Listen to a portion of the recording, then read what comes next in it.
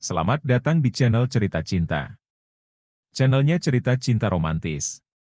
Sebelum lanjut, mohon dukungannya dengan like dan subscribe dulu. Dibuang istri dan mertua, bagian 12. Dia bahkan sampai tertawa keras setelah membaca pesan Mila. Entah apa yang dirasakan Abbas.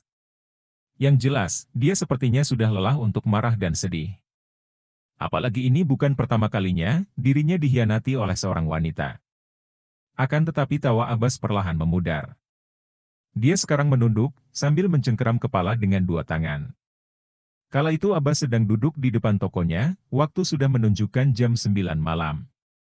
Ujang yang merupakan salah satu bawahan Abbas, bersiap untuk pulang. Atensi Ujang langsung tertuju ke arah Abbas. Sebagai bawahan, dia tentu tahu kalau bosnya itu sekarang sedang kalut. "Kang Abbas? Akan gak apa-apa atuh?" Tanya Ujang dengan logat Sundanya yang kental. Kau, Jang. Udah mau pulang?" Tanggapan Abbas sama sekali tak menjawab pertanyaan Ujang. "Iya, kan sudah jam 9. Tanpa diduga, Ujang duduk ke sebelah Abbas. Dahi Abbas berkerut, heran dengan gelagat Ujang. "Aku dan Wildan tahu kok, kalau Kang Abbas lagi ada masalah sama Teh Mila," kata Ujang. "Apa Teh Mila nggak akan kembali lagi kerja bareng kita?" tanyanya. "Nggak bakalan. Mulai sekarang, hanya kita bertiga yang akan bekerja," tutur Abbas. "Kalau boleh tahu, sebenarnya apa yang terjadi?" tanya Ujang kepo. "Wanita itu sama saja ya, Jang?" ungkap Abbas yang lagi-lagi tak menjawab pertanyaan Ujang. Ujang terkekeh malu. "Ya iyalah sama, Kang. Kita juga sebagai lelaki juga sama," tanggapnya. "Hah? Maksudmu sama apaan, Jang?" Abbas tak menangkap maksud Ujang. "Itu loh. Kalau wanita kan punya kue apem, kalau kita punya sosis, hehe." Jawab Ujang pelan dan malu-malu. Mendengar itu, Abbas tergelak sejenak. Ternyata bicara dengan Ujang mampu menghiburnya dari kekalutan. Ujang, maksud aku bukan sama itunya loh. Tapi maksudku, wanita itu kelakuannya sama saja. Mereka suka nyakitin hati orang, jelas Abbas." "Oh itu. Maaf, Kang. Aku salah paham," Ujang cengengesan sambil memegangi tengkuknya. "Jadi Teteh Mila sudah nyakitin hati Kang Abbas atuh," simpulnya. "Begitulah, Jang. Aku nggak akan pernah lagi percaya sama wanita. Kapok aku," keluh Abbas. "Kang Abbas yang ganteng aja disakitin sama wanita. Apalagi aku. Aku ini udah disakitin wanita berulang kali, Kang." Ujang menepuk dadanya 2 kali. "Kenapa kau ngomong begitu, Jang? Kau itu sebenarnya ganteng loh," tukas Abbas. "Yang benar, Kang." Ujang seketika merasa senang. "Iya. Kalau kamu menambah berat badanmu, terus perawatan wajah biar bekas jerawatmu hilang. Lalu." "Udahlah, Kang. Aku tahu kalau aku sekarang jelek," potong Ujang. Membuat Abbas lagi-lagi tergelak kecil. "Ya sudah, kau pulang Gi, udah malam." "Aku juga ingin pulang." Setelah mengunci toko, imbuh Abbas sembari berdiri dan berjalan ke arah pintu. "Tapi, Kang, aku mau ngomong sesuatu," seru Ujang yang langsung berdiri. Abbas menoleh. "Ngomong aja, Jang. Kenapa nggak dari tadi diomongin coba?"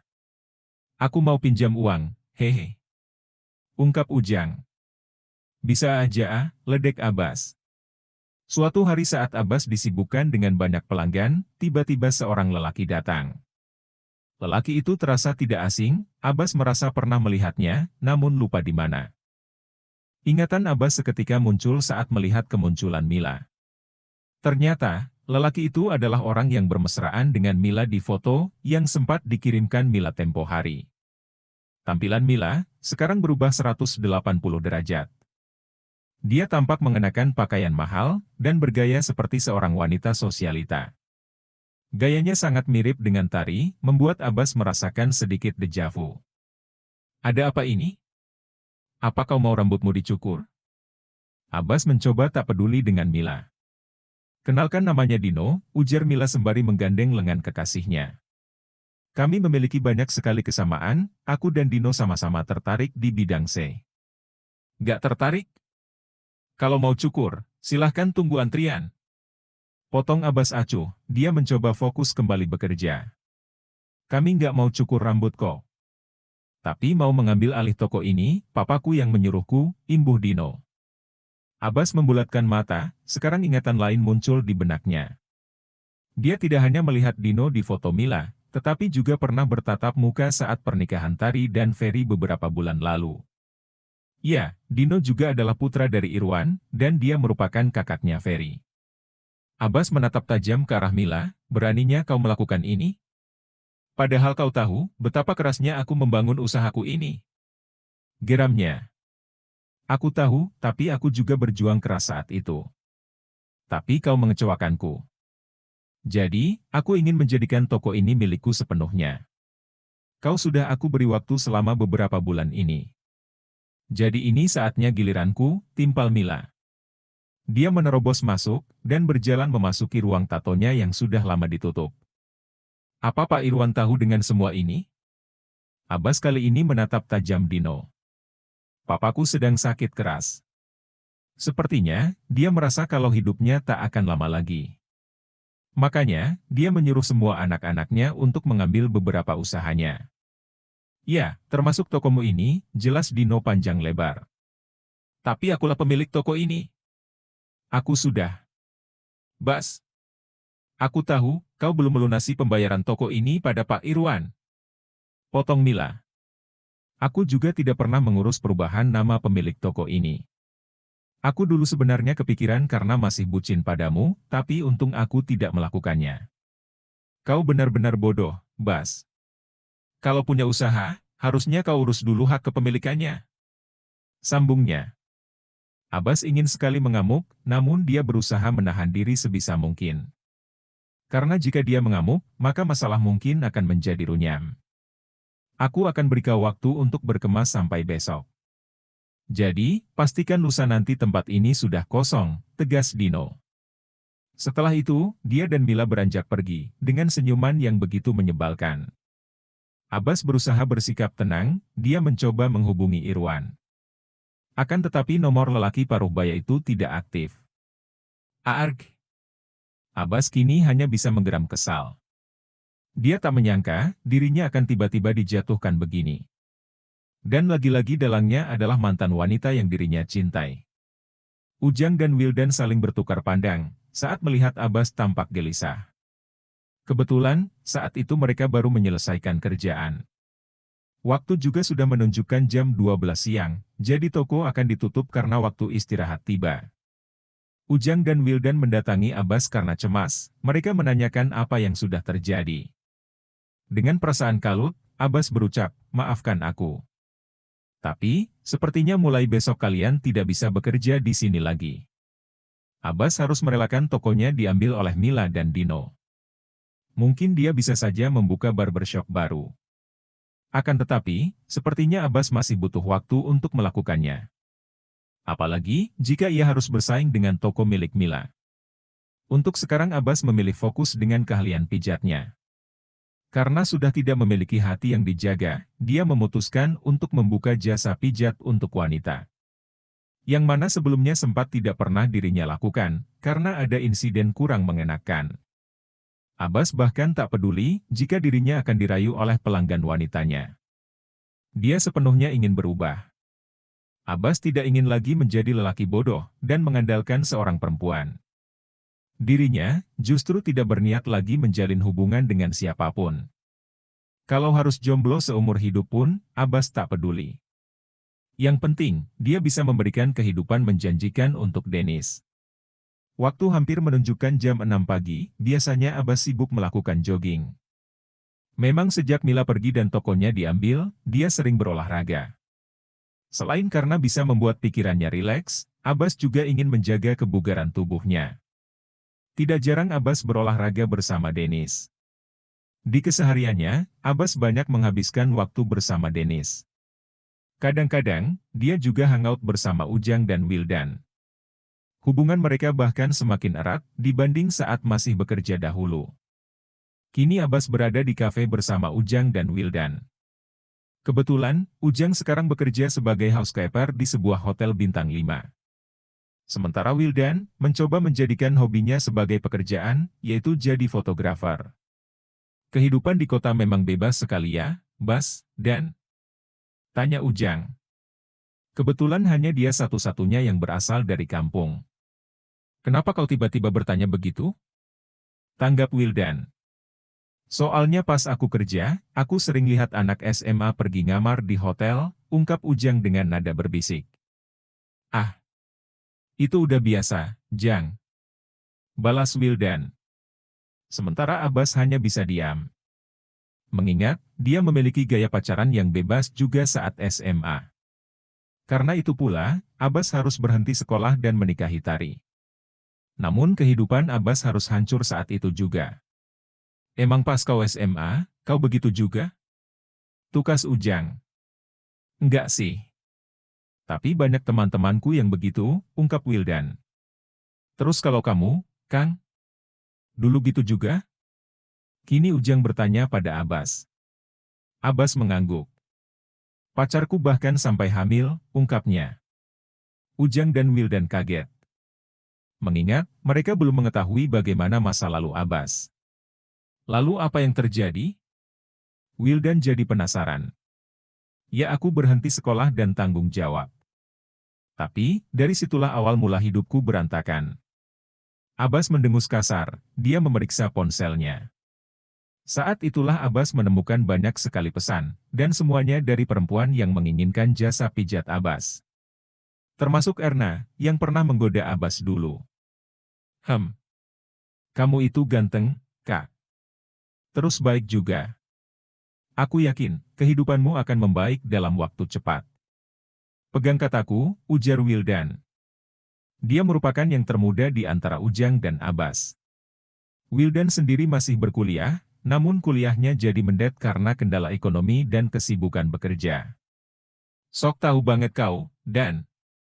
Timpal Abbas, dia tergelak. Iya. Padahal pengalamannya paling sedikit dibanding aku dan Kang Abbas. Ujang ikut berkomentar. Dia ikut tergelak bersama Abbas. Kang Ujang sama Kak Abbas malah ketawa. Padahal aku mencoba menghibur loh, cetus Wildan.